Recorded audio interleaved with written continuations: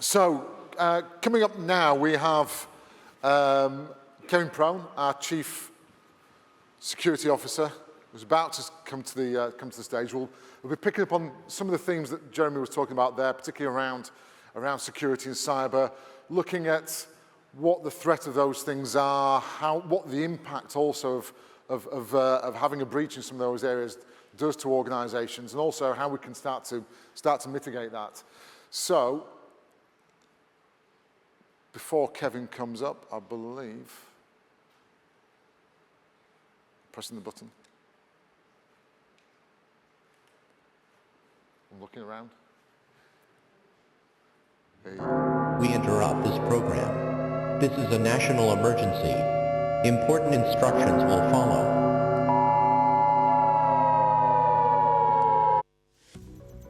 After a day of worldwide IT chaos, it will be some time before all systems are back up and running. Thousands of flights have been cancelled.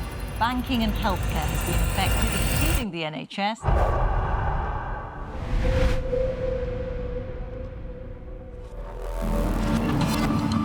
The world woke up this morning to global chaos. Massive tech outages are impacting airlines, businesses, offices. Thousands of flights grounded globally, long queues, frustrated passengers. There was nothing on the boards, there was no ground staff. In the UK, doctors' surgeries forced to let down patients. We're going to have to cancel your appointment. Businesses unable to serve customers. Well, tried to receive a credit card payment and just would not accept it. Credit card and debit card. And TV programmes abruptly taken off air.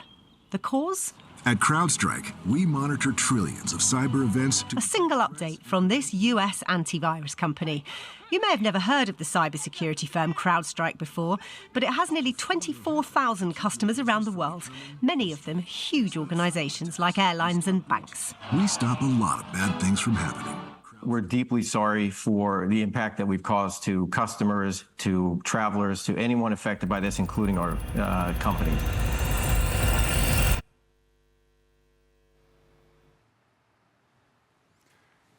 I'd like to welcome to the stage Kevin Prone. Thank you. So in the next 45 minutes or so, my challenge is to try and open your eyes and try and terrify you into action. I've got one of the hardest jobs in the world, working with boards, trying to tell them that cybersecurity is important. And yet, they're doing a lot of digital transformation. But they need to do that in a secure way.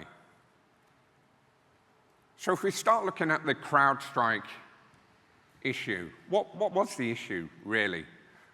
CrowdStrike, cybersecurity firm, Gartner, Magic Quadrant leader. That organization had a bit of a problem. And the dichotomy of that organization is they need to be able to deliver updates quickly. The speed and pace at which attacks are happening is ever-changing. It's accelerating. Things like machine learning and AI is actually accelerating the proliferation of these attacks. So that organization needed to respond to a specific threat that they'd identified, and they aimed to try and get that threat nullified within about 15 minutes. On the 19th of July, essentially an update file which is delivered to try and keep their customers secure, was rolled out. Now that's good. We need protection to be dynamic. We've got to focus that I describe cybersecurity as a beach with grains of sand on it. The beach is the beach. We all know where it is. We all know what it is. But the layers of sand and grains of sand are shifting all the time. The attacks are dynamic, and the way that we need to respond is dynamic. So CrowdStrike were responding that. What they were doing was pushing out an update to a file, and unfortunately, as a result of a lack of QA, that update caused a problem. Now, I think we need to acknowledge that CrowdStrike actually worked on that issue pretty quickly. And talking to some of our our customers who are CrowdStrike customers, they were able to remediate those issues quite quickly in smaller scale environments. So what actually happened? The CrowdStrike application is an application called Falcon. Falcon sits on the desktop or the server, and it's fed update files. These update files are an engine file. So an engine file is used to provide the protection, the features, the functionality, and then the update files is basically enabling CrowdStrike to deliver this dynamic threat protection. Unfortunately, when that file was sent, the code was expecting 20 parameters, not 21 parameters that were sent. Now, I think Sir Jeremy picked it up earlier. This provider and most cybersecurity providers actually have to sit at the kernel level or the network level to provide the protection that they need to be able to do. So, for you from a development background, if you send 21 parameters and you're expecting 20, what actually happens? Well, we got a kernel fault, essentially bringing down those servers and crashing them, causing the outages that we've got there. And the impact was quite far-reaching. For smaller organizations that have the talent in-house, we're able to remediate those issues pretty quickly. But on a global scale, a massive issue. And if you look at the hyperscalers, you look at the Microsofts of this world and the Google Clouds of this world, even they were impacted by this issue. So you need to start taking a serious look at your security suite. So how are those security suites managed? Okay? It's not just about tooling. It's about making sure that you've got the right people, the right expertise, managing those security tools so that they can manage the impact of this type of issue. Now, I'd be very brave in saying that no other security vendor is going to have this issue. I'd be foolish. You need to start thinking about the tools that you've got in your security stack and whether you've got that granularity and expertise to manage that particular level of threat. 30 years in the industry, started as a developer. And as a developer, we had this notion of test environments. You've got to start thinking about how you're testing that software and how your vendor is testing that software. I would like it on record, CrowdStrike are actually working very, very hard to try and give all its customers the granularity of control that they need to be able to support test environments. You've got to start segmenting those critical layers of infrastructure that you've got. So if your digital journey is impacted because you've got 5 or 6 servers involved in that journey, you need to make sure that you segment those services away so you can minimize the impact. Some organizations might need to think about how do they recover from these types of things. So when we talk about backup, we're not just talking about going to last night's backup. We're talking about having backups that enable you to bring other services online instantly when you have an issue with your production environment. And we've got the UK-wide expertise to be able to assist you there. So that was CrowdStrike. So let's have a look at the next chaos video, please. So it's important to note that even though we're going to talk about Booking.com here, this is really something that could happen on any travel website and probably is, right? It is not just isolated with this website. This, however, is where the study was done. So the holiday travel season, it's just around the corner, and you may be online searching for the best deals, but before you purchase any lodging online, cyber experts have a warning. In the study done by Perception Point, its researchers found that Booking.com users were recent victims of a phishing campaign. The scammers started by breaching major hotel systems, allowing them to actually take control of the hotel's official account on the travel website. From there, the bad actors were then able to gain access to sensitive customer data. The scammers will then send an email or text via the Booking.com platform to customers pretending to be that hotel, telling them their booking would be canceled if they didn't act right away. They then click a phishing link, which will prompt them to enter their personal information, including their credit card number or their banking info, paving the way for future financial fraud. There's always that sense of urgency. It's playing to that human psychology of us responding to urgent things or threats or issues that require immediate attention. It sort of, lowers our guard in terms of looking for some of the things that might be, out of the ordinary there. Now, some of those out of the ordinary things to look for: web addresses that seem off, also misspellings. Beware of those urgent requests. Those scammers want to catch you off guard. So go directly to the source to verify an email or text. Don't click on the link if you have any suspicions. When in doubt, leave it undone. Now, in the study, researchers say they believe hundreds of hotels have been subject to these breaches, and that would mean thousands and thousands of travelers would be vulnerable to this scam. Now, in a statement to us, Booking.com says, compared to the millions of bookings we facilitate on a weekly basis, such instances thankfully remain very rare. Nonetheless, we take each instance very seriously and we investigate thoroughly. We are supporting our accommodation partners by helping them understand what happened and how they can protect themselves in the future. So an interesting one, Booking.com. So Booking.com was quite an interesting attack because people were asking my opinion on this and were saying, well, they've actually compromised the app. They didn't compromise the app. They actually compromised the back-end infrastructure of Booking.com. How did they do that? Well, it started with a phishing email. Human psychology is a great hobby of mine. I recently graduated with my degree with human psychology. And one of the things as humans that we are susceptible to is a sense of urgency. So that phishing email was sent in to the organization, targeted by an attacker, and by creating that sense of urgency, it led, and it only takes one click, it led to the installation of malware. Okay? That malware is installed inside the organization, and essentially that malware enabled the actors to gain control of the back-end systems. It's quite surprising when people think about cyber attacks and they say an attack happens, a CrowdStrike, the fastest attack vector, 1 minute 35 seconds from the deployment of malware to the exfiltration of data. But you've got to remember that attackers aren't just sat there waiting, and instantly executing. They're sat there waiting to actually find out whether there's something a little bit more interesting in the organization.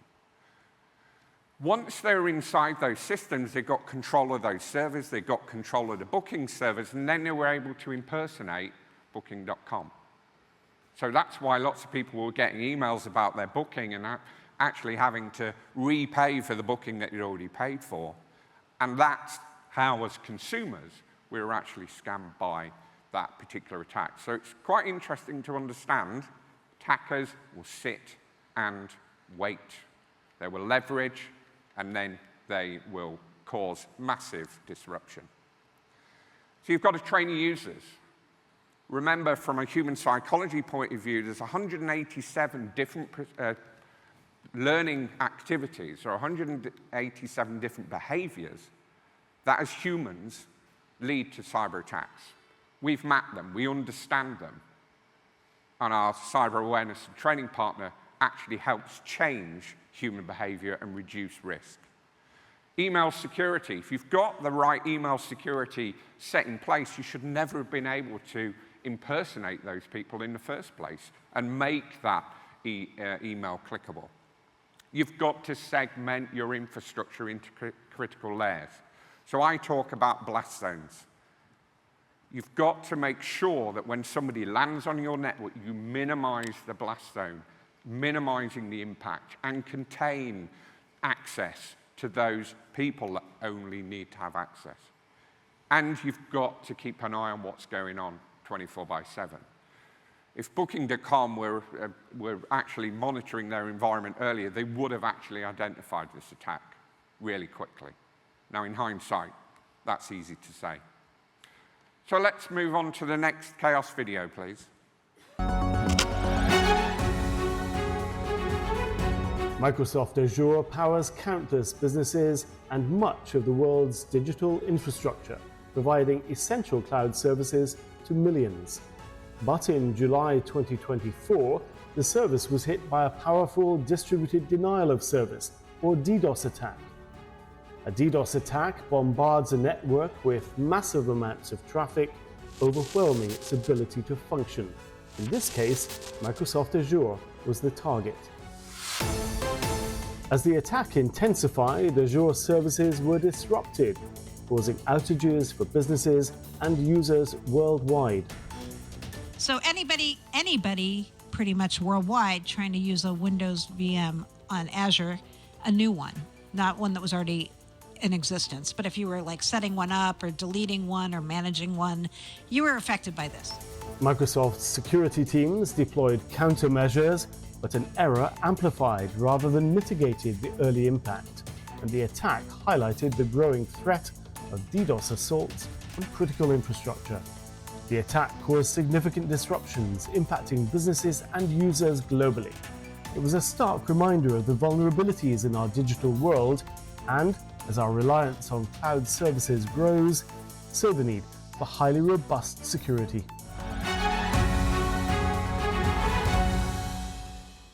And thank you to FourNet News Network for that update. So what happened there? Essentially, we're building more digital transformation journeys. We are leveraging cloud providers. And as we're leveraging cloud providers, we need to be cognizant of the fact that we need to be in control of those, and we need to have digital resilience when we're using them. So a denial of service attack was pushed against Azure, essentially restricting access to virtual machines, those virtual machines supporting those digital journeys that we're talking about, and environments were taken down. So it caused a massive issue. What you've got to start thinking about is how resilient is your digital infrastructure. We're seeing lots and lots of organizations moving from on-prem into cloud. Certain applications will stay on-premise, others may move into the cloud. You've got to start thinking about how do you make sure that you secure those journeys, and how do you make sure that you've got resilience? How can you make sure that those digital journeys survive? We built Agile Cloud for this very reason. So for people that are wanting to take that leap into cloud, but maybe want a little bit more control, not necessarily working with the faceless hyperscalers, and we're able to provide that 24/7, 365 support for that. But it's built with security in mind, secure by design. Security is not put on there as an afterthought. It's built into the fabric of everything we do. Zero trust is this notion of making sure that you validate the identity of a user before they access any of those services. Start thinking about how zero trust starts figuring into your digital journeys. Is that user who they say they are? Are they on a device that they would normally access? Where are they coming from? And from a threat perspective, how risky is the behavior that's actually happening? And if we start implementing zero trust, what we're doing is we're closing down those areas of risk, but we're also dynamically able to adjust to those threats. So next chaos video, please. It's been described as a mass cyber heist, data stolen from underneath companies' noses, and now on a hacker's website, a warning in broken English. The gang, called Clop, boast, "Chances that we download a lot of your data as part of exceptional exploit." As well as the boast, an ultimatum was issued to the dozens, maybe even hundreds of organisations affected.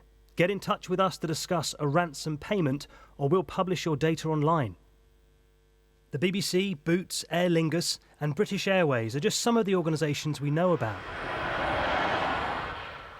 The scale of this mass hack has really shocked the cyber world. It all started with a relatively obscure but popular piece of corporate software called MoveIt. The Clop hackers managed to find a unique way into the system, and that gave them access to all the companies that use MoveIt. For example, the UK payroll provider Zelis. That allowed them to download some of the data of Zelis's customers, including the BBC and British Airways. They're often dubbed supply chain attacks. And what that essentially means that instead of targeting an organization directly, they target a piece of software an organization uses. So they'll, in this case, use file transfer software that a bunch of companies use. And this really kind of opens the gate a little bit. Like, you use this as your initial entry point. This is your back door, if you like. Klopp has been a persistent cyber threat for years. An international police operation in 2021 saw arrests in Ukraine of alleged members of the gang.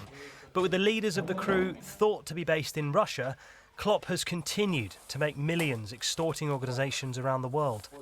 Klopp's latest victims are faced with the dilemma of paying the ransom or not. The advice is don't, as it fuels their criminal enterprise, and they might sell the hacked data online anyway in secret. For staff whose national insurance numbers or even bank details are potentially in the hands of hackers, it's a concerning time. So this is an interesting one. As an ethical hacker, often we look at organizations now, and organizations that are fortified, they're particularly difficult to attack. It's a lot easier to start moving sideways into their supply chain. And this is what's happened with this attack. So, show of hands. Let's get a view. How many people in this room actually use cloud-based applications? Okay. In terms of those use of cloud-based applications, how many use applications that aren't sanctioned by IT? Nobody. Okay, let's just think about how we worked in COVID. COVID really changed, it changed personally my life forever, because it made me think about how I needed to survive and how everybody was going to survive. As a company, as a corporate, as an individual, we all thought this was the next Black Death, right?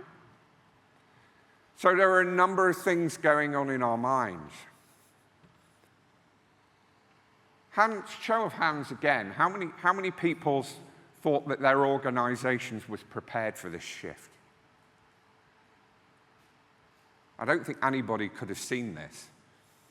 And when we look at the digital transformation that was actually happening, analysts said between 5 to 7 years of digital transformation was done in weeks.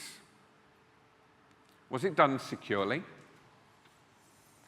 Was it done consulting with the IT teams? You know, people were rushing.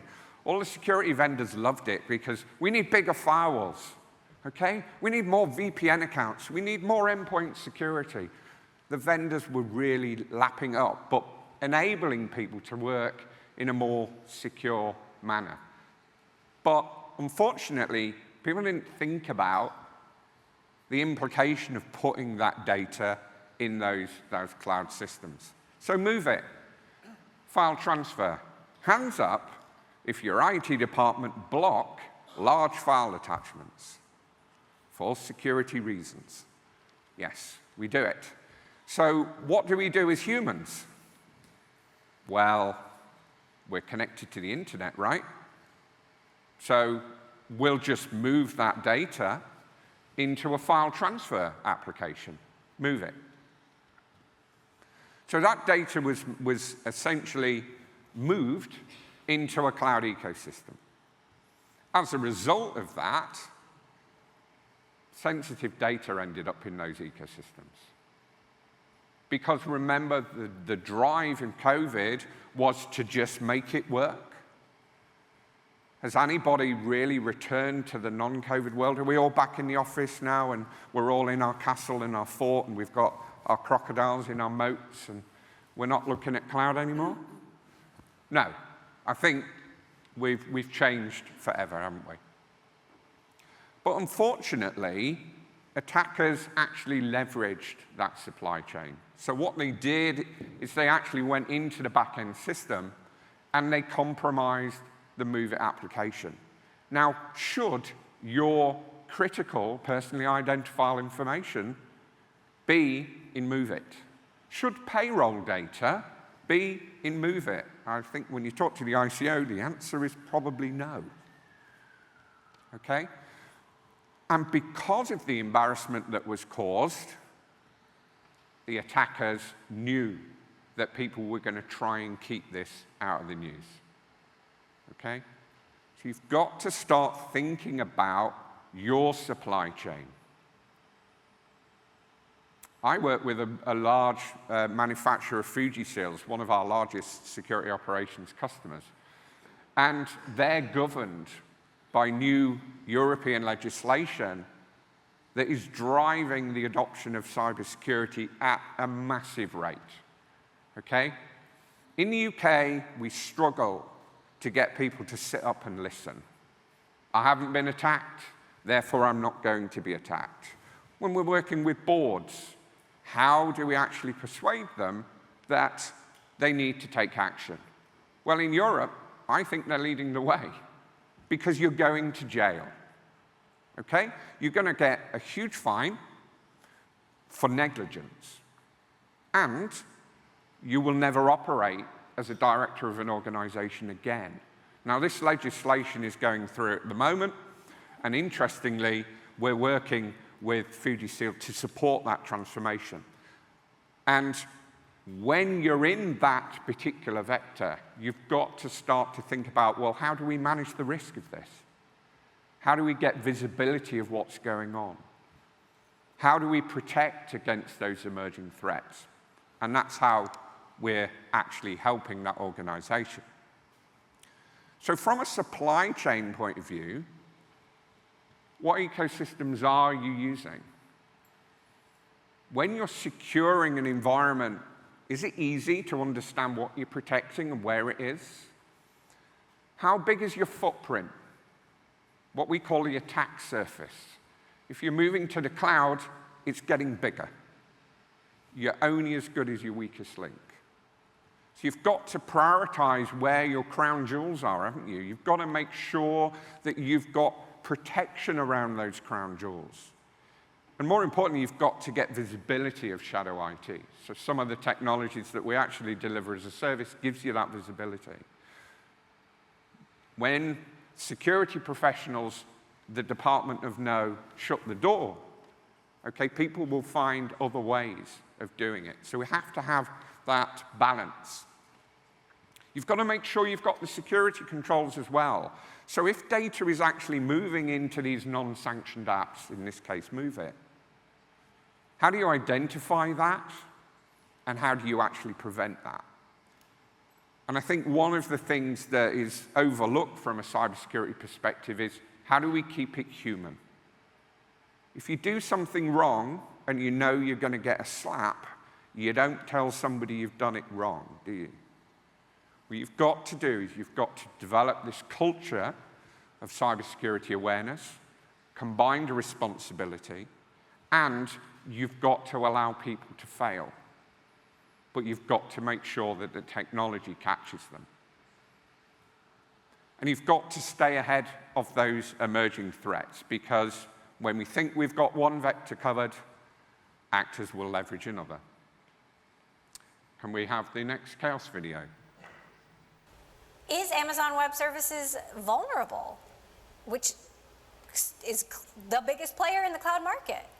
So as you stated, this really attack was a result of a vulnerability known as a configuration error in a web application firewall that was specific to Capital One.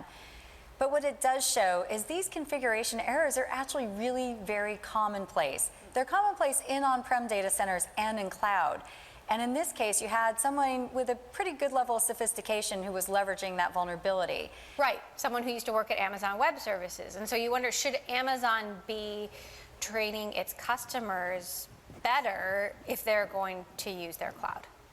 Well, I think this does highlight a few things. It does highlight insider threat, someone who had some insider knowledge. It also highlights, just supply chain level security.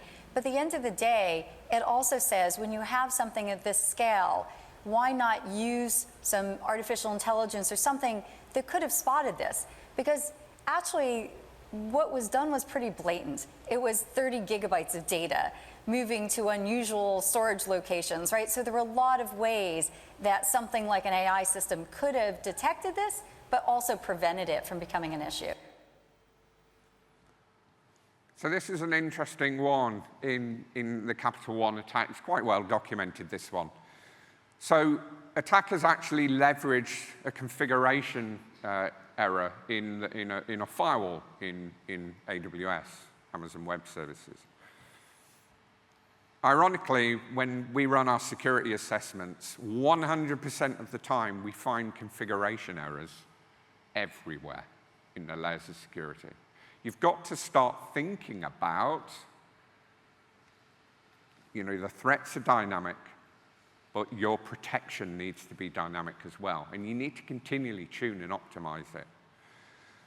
The data of over 100 million people was leveraged, and the threat actually came from an ex-employee who knew the weaknesses in defense. So essentially, an insider threat. So you've really got to start thinking about assessing your infrastructure. How resilient is that from an attack? And from an insider threat point of view, how do we make sure that only the right people that need to know have access, that they should have access? And how, when that individual leaves, do we make sure that we're closing all the doors behind us so we're not leaving those emerging threats there?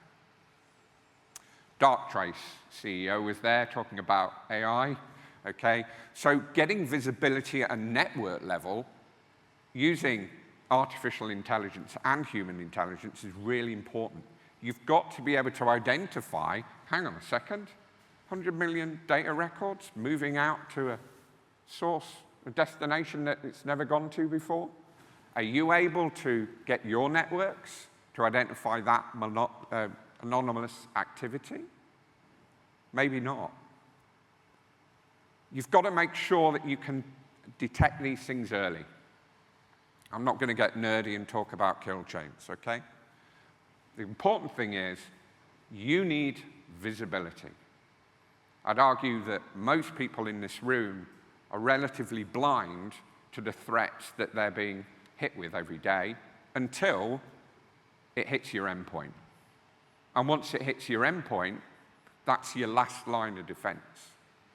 You need visibility so that you can dynamically secure your perimeters. Where is your perimeter now? Your attack surface is wide. How do you support this move to cloud, making sure you've got visibility and making sure you stay secure? And defense in depth is really, really important. Hands up who have a firewall installed in their organization today. Okay. And antivirus? Yeah? Okay. Hands up if you think that's enough. What we've got to try and get people to understand, and particularly board members, is you're carrying a residual level of risk. What you need to make sure is that you've got those mitigating controls in place and those mitigating technologies and managed services are delivering upon their promises. You've got to have defense in depth.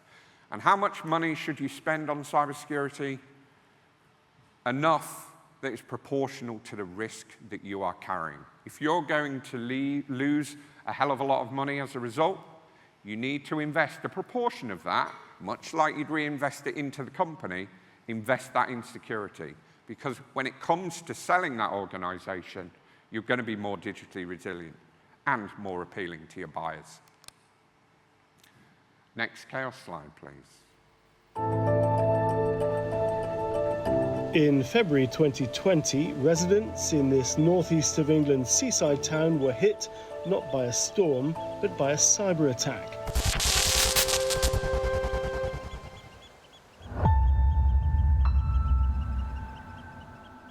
Around 135,000 people were left without online public services from their local council, Redcar and Cleveland, which was under siege. A massive ransomware attack locked council workers out of their IT systems, paralysing vital services across the region, including online appointments, planning documents, social care advice and council housing complaints. Staff were forced to work with pen and paper, slowing up vital services and causing chaos with no emails and no communication systems.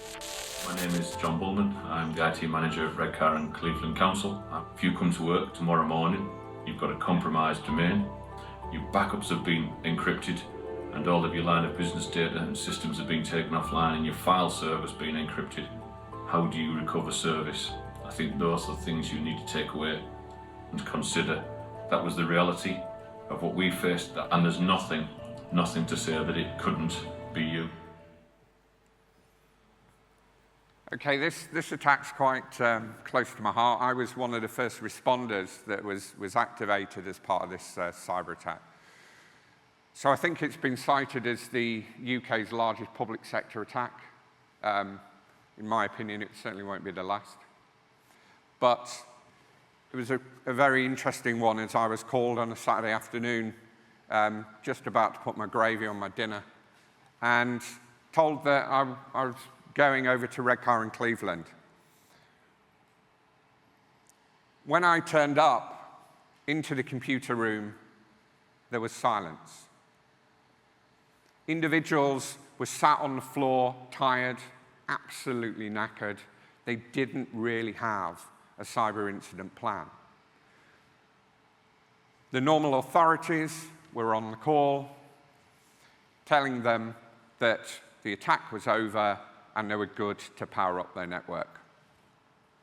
So I just said, let me just take a little sacrificial lamb. We have to be careful because we're destroying forensic evidence. Let me take this machine here and let's just bring it online to see what happened. Now, I brought a lot of the tools that I need to defend an organization, get that visibility and enable them to provide that protection and containment. And as I put the freshly out of the packet USB stick into the machine, it was encrypting. The attack was not dead. The organization was hit by some phishing. The malicious actors were inside that network for over 300 days. They watched, and they watched again, and when they realized what the target was, they encrypted all that information.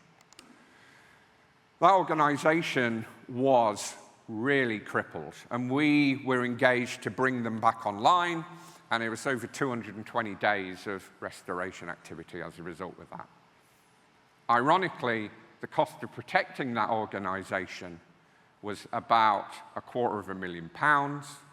The cost of the cleanup, £10.4 million. So I think it speaks for itself. You absolutely need to know what infrastructure you have, the services it's delivering, who is accessing it, where it's been accessed from, and make sure that the security controls are appropriate. You've got to make sure that you're defending 24/7. That beach with the sand, it's moving all the time. You've got to move with the times. You've got to have experts that know what they're doing, that can move at the speed of light. You've got to continually optimize everything you're doing. Don't look at security, it is done now, signed off, move on. Security needs to be inherent in everything you do. And you need to build that culture within the organization. We work with organizations to reduce risk. There are two types of organization, those that have been attacked and those that don't know it yet. You're being attacked every day. Thank you for joining the Cyber Simulation. I hope you found it useful. Join us later in some of the tech breakout sessions to see how we can help you reduce that human risk and that technological risk. Thank you.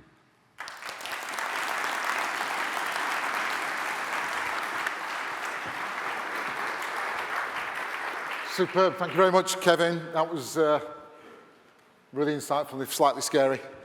Right, the agenda now says we're going to move to a break before we go into the breakout sessions. We're running a bit late, so what I'm going to ask people to do is, if they can go to the relevant breakout sessions. So the two of those are a really insightful CX session looking at various different aspects of what we're doing in that space, insight from customers and around AI and various other aspects. And then the other one is around a deeper dive around some of the cyber aspects, speaking to some of our guests, Jeremy, but also Malcolm Coates, former head of ICT at the Prime Minister's office. And that's going to be a cyber track. So we've got a cyber track and we've got a CX track, both really engaging. Rather than have a break, there are refreshments in each of those areas. What I'd ask people to do is go up, grab a coffee, and then make yourselves comfortable in the relevant track area that you're in. They are in Whitworth Room 1 for the CX Customer Journey Showcase, and Whitworth Room 2 for the Digital Resilience Cybersecurity session. If you go out of there, it's really straightforward, not complicated at all. If you go to the left for Whitworth Room 1, and as you go out the stairs on the right towards Whitworth Room 2. But there will be a whole bunch of FourNet people around guiding you on your way should you get lost. But if you could do that reasonably briskly, that'd be great, because that allows us to bring back about 5 or 10 minutes on the schedule, and maybe we can get to lunch a little bit earlier than we are at the moment. Thank you very much.